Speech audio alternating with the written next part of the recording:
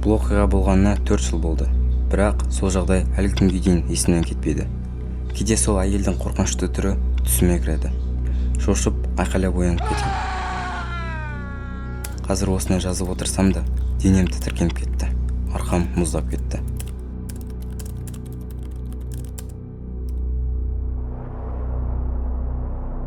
Маусым айы болатын. Кешке қарай жаңбыр тоқтамай жауып тұрды. Аспан бір ашылмады, қараңғы. Мен сыртқа кір жайған киімдерді жинауға шықтым. Жаңбыр күшейіп кетпей тұрғанда үлгерейін дедім. Сол кезде мен бірдеңені байқадым.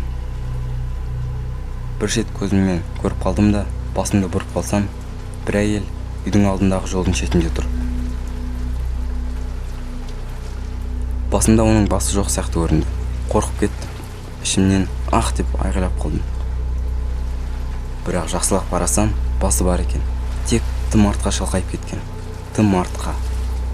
Бейне бір мойны сынған сияқты. Аузы ашық, тек аспанға қарап тұр.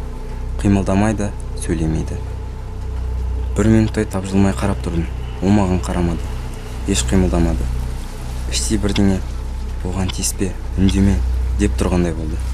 Мен ақырын кірлер жинап, тыныш қана есікке беттедім. Сол кезде ол маған басын бұрып қалды. Жүрегім тоқтап қалғандай болды. Ол маған қарап күліп тұрды, бірақ күлкісі адамға тән емес. Бет қимылдамай, көз қақпай, бір қалыпта қатып қалғандай. Қорқынышты болса да, қуанып тұрған сияқты.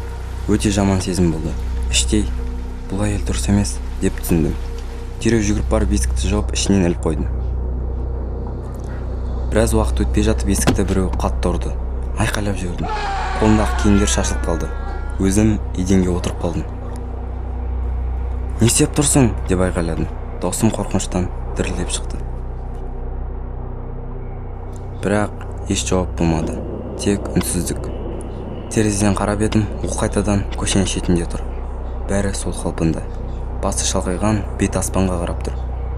Арасында денесін қозғап қояды. Бірдеңеге қуанып тұрғандай. Сол сәтте дереу полиция шақырдым.